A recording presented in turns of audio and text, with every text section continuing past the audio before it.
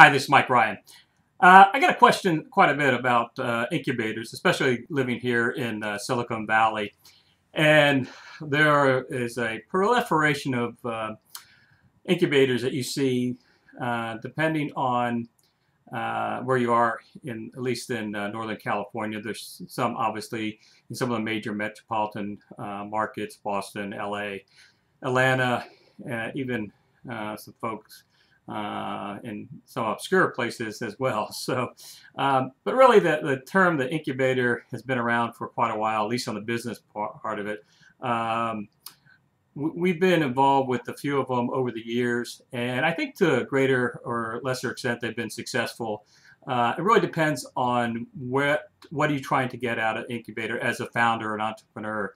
I think if you come to a place like Silicon Valley or Boston or Los Angeles or other places like that, you are really an outsider and don't have a good network or an ecosystem of contacts for your company or your startup that you're beginning, then I think it could be a good place to start. However, I find that, at least personally, the incubators, if you look at the statistics as far as how successful, if you're going in there thinking that suddenly you're going to be able to come up with a concept, prove that concept, and raise capital, it's like any other startup. There's often a high degree of failure rate, and so that's really no different probably from an incubator than any other startup you have out there. As long as the expectations are that use the resources that you have in an incubator, mentorship, networking with other founders is a key element. And I've found that many founders that I've known over the years have built long-lasting relationships well beyond the startup or company they have started, sometimes decades, that they've met with people who they've seen as peers in incubators.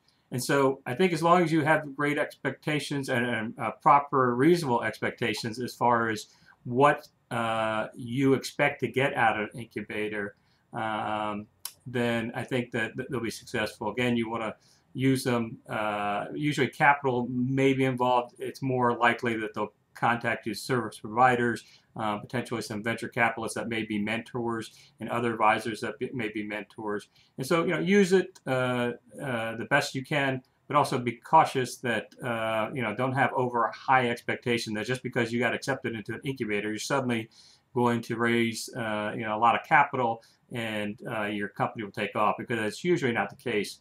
It usually takes, like anything else, a lot of hard work, and as long as you have your expectations then and manage them effectively, then like anything else, you'll be successful. So good luck.